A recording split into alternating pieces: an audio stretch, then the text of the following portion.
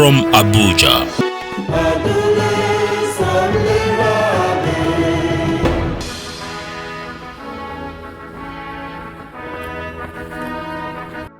Hello, I'm glad you're a part of our show. We appreciate you. I'm Magnus Kpakol, and this is Magnus Kpakol GVA, Global Views Africa. As always, it's all about how we can raise the level of living. That's what it's all about.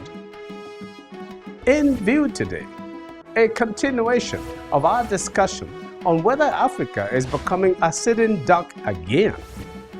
As we said last time, we have seen African leaders jetting off in their numbers and with promptness to China, Japan, Russia, because the leaders of these countries have invited them for one reason or the other. Why can these foreign leaders come to Africa to meet with African leaders? People are starting to wonder whether a new scramble for the partition of Africa has started. Is Africa a sitting duck waiting to be seized again?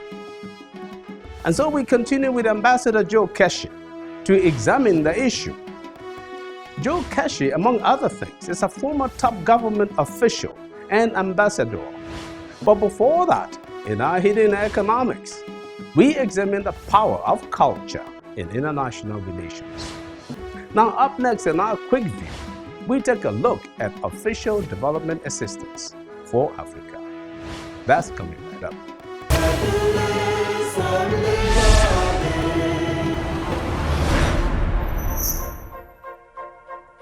Using a very simple definition, official development assistance, ODA, is defined as government aid, not including loans and credits for military purposes, in which the aid is designed to promote the economic development and welfare of developing countries.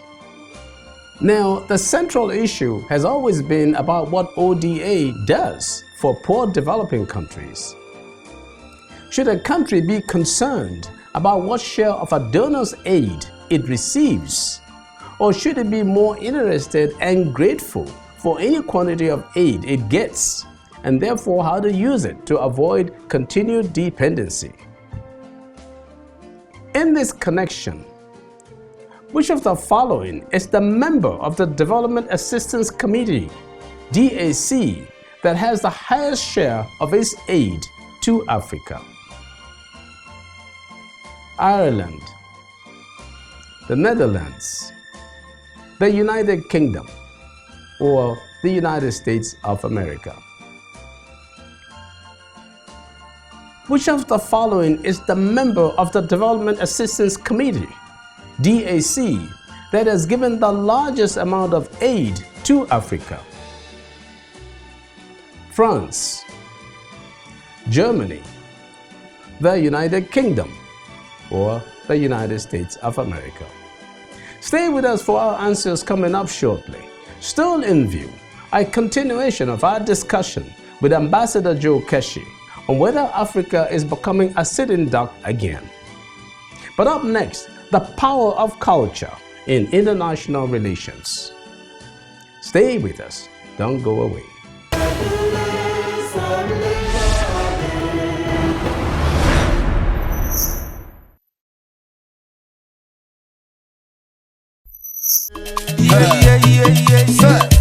On your record them.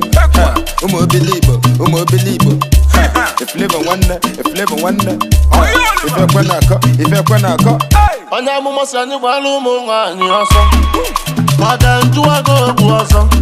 Aniga walu mungani oso. Idele wonder. Asima niga walu mungani oso. Anana walu oso. Wana dia walu oso. Ina nuka mune kwe. Yo go.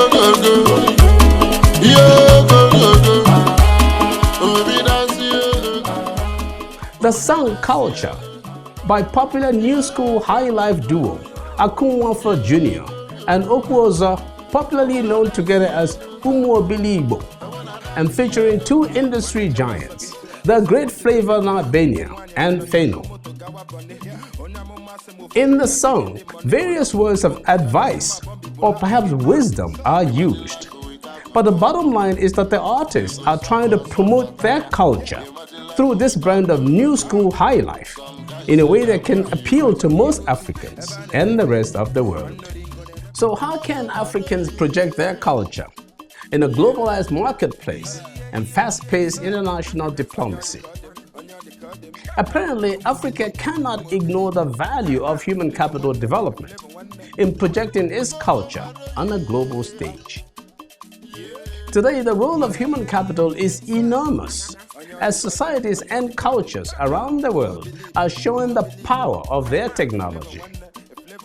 When Africa engages in global affairs, it must do it from a position of strength in what it has to offer. I contend that Africa will continue to find itself in a disadvantaged partnership position in international relations unless it shows that its culture values the development of human capital in a globally competitive fashion.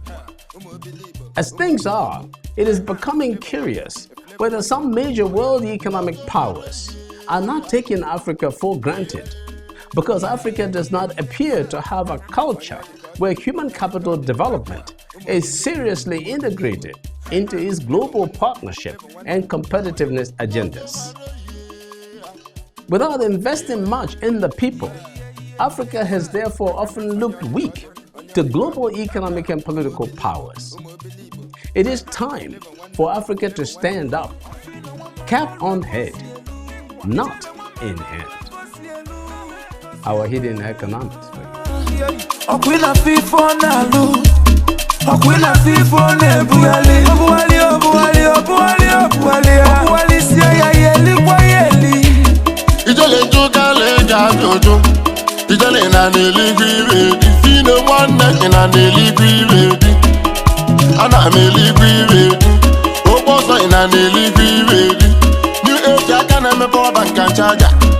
Money is the root of all evil.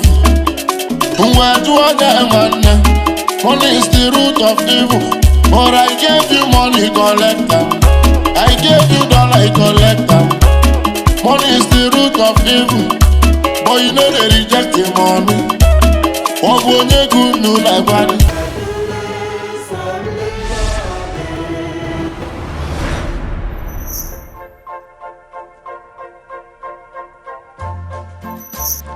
Before we start our discussion, here are our quick view answers.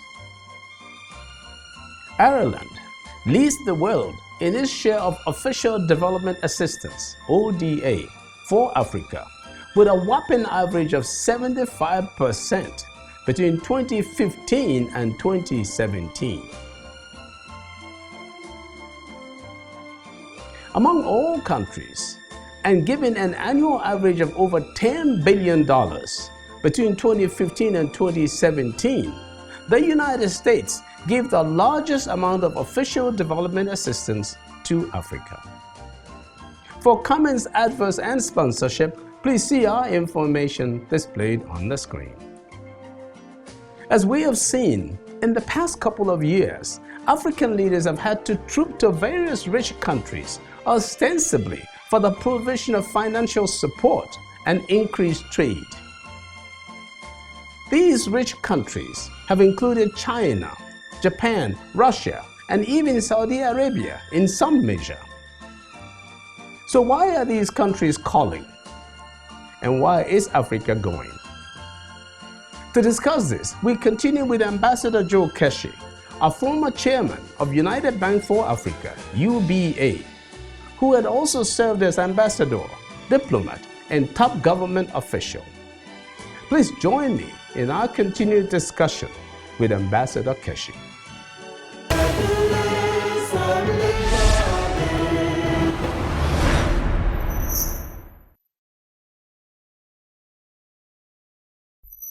Ambassador, this is what kind of bothers me. Why do we invite the Russians or anybody? Is it because we have done our homework and we found that the Russians are the best at reviving Ajao or anything? Let's go back to history. Okay. The plant was built by the Russians. Okay. My understanding, and I think it's out there, that it was almost 90% completed when the challenges started. There were other things we, on our part, were supposed to do, which apparently we did not do. Yeah. But the point I'm trying to make is that a plan that has been in the works and that has been lying comatose for 40, or let's take away the construction period, let's say for about 30-something years, you can't just go and crank it up and expect that it will begin to work to perfection. It's our incompetence in producing things of value. It's our, and I've been sort of saying this quite a bit lately, is our deficiency in human capital. So it doesn't allow us to have anything of value that we can trade with these so-called advanced economies. No. And so we go to people, in my view, you go to Russia or to Japan or to China, but you don't have anything for that strategic partnership. You don't have it. You're absolutely right. That's one of the setbacks in our development. There was something I read in a WhatsApp group recently that about the ships that bring containers to Nigeria. Most of the containers go back empty, again because we're producing nothing to send back. The ships that bring in ferrying things, they also go back empty, again because we have nothing to ferry out and the rest of it. You're right. But what I was trying to say, with specific reference to Ajaokuta, and the Russians, is the fact that they built the plant. And as far as I'm concerned, if there's anybody that can revive it, it is still possibly there. Except we want to build something new that we can get somebody else to do. That's good. But I think that the problem we have is one which you, in a way, alluded to. Africans want to do business with these guys, but they are different countries, about 54 countries. You're not one country, you're not Republic of Africa. So I'm suspecting, this is my suspicion, that these people invite you all together and then dangle this carrot and say, see, I have 60 billion here, you see. I have 20 billion. Even our total trade with Russia is about 20 billion. And then we say, okay, but let's fight to see this is the capacity of Russia to do business with us. And then 54 countries will fight over 20 billion. No, I'm not too sure. So why can we I like the model that you mentioned before. But first of all, why can we develop our own economies? We have the goods that we can sell outside of natural resources. And one way to do that is, why can't you invite these guys to take the natural resources and refine them here and use them here as inputs for making products? Then you're ready to do business with anybody in the world. Why can't we do that? You should know, I'm sure you know this better than I do, that number one, I agree with you. What you are suggesting is what I believe has been said repeatedly over and over in this country. But our leadership continue to do the same thing and expect different results. Yeah. Until we look inwards, until we do precisely what you said we need to do, and stop just exporting our raw materials and the rest of it, we'll probably find ourselves in the situation where we are now. Look, recently, I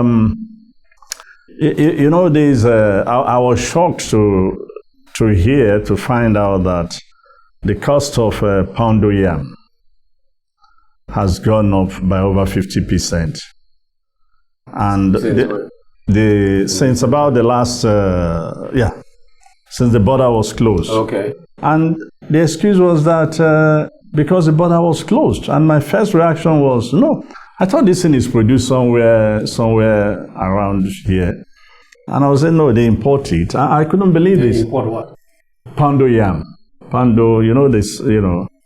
Or you don't. The yam, we Yes. have yam.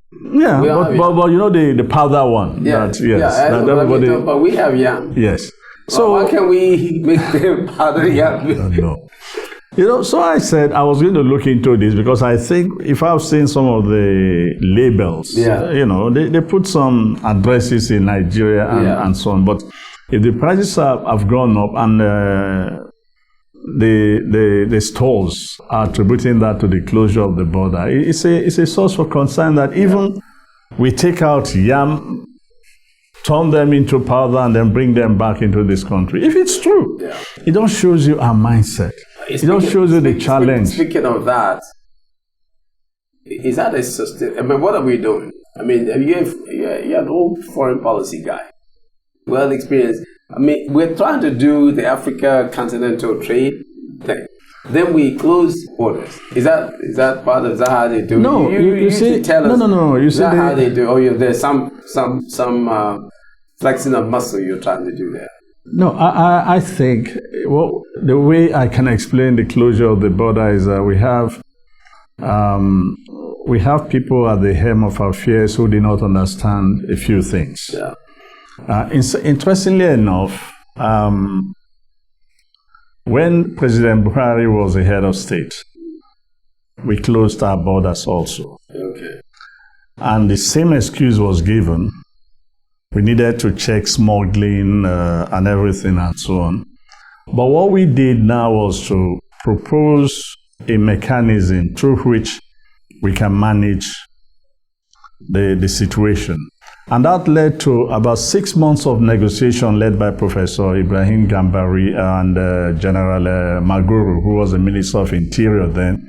And we signed a quadripartite agreement between Nigeria, Ghana, Togo, and Benin.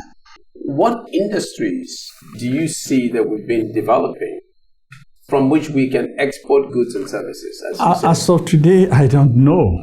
That's the thing. So if we as go of borrow today, again, I don't know. And we don't know what industry we're putting it in, isn't that as the of problem? today, I really don't know. But those in government today can tell us. I know there was a time we're also enthused by the rice industry.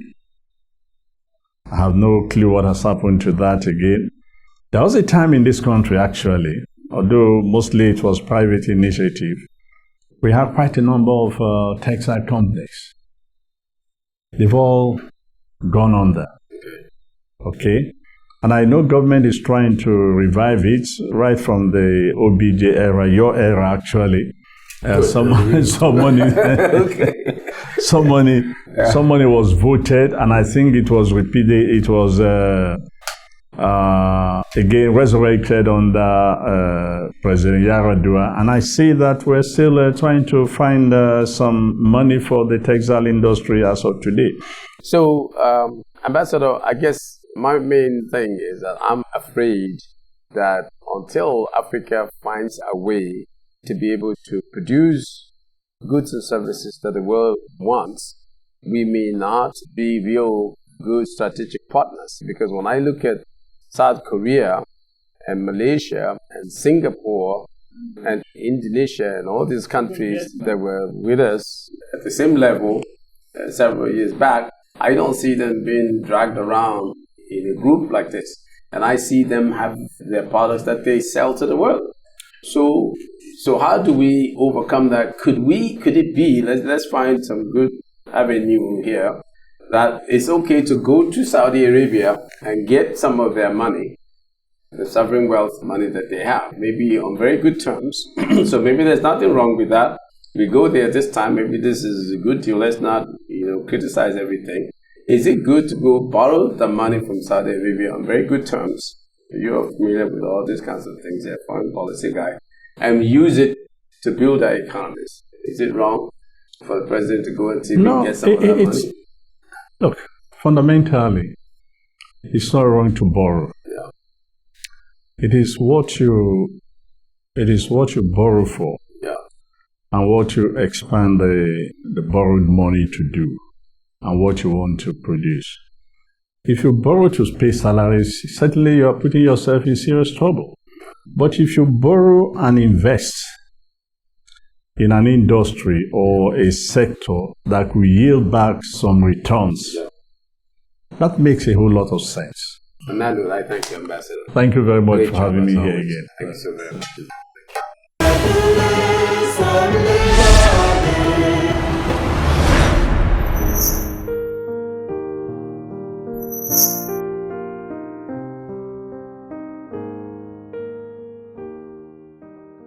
So, is the failure of development in Africa to be blamed on the misrule of big men, on perverse compensatory ethnic rivalries, on a seemingly permissive African culture, or on a rapidly growing population stock that has perniciously and continually lacked much human capital development?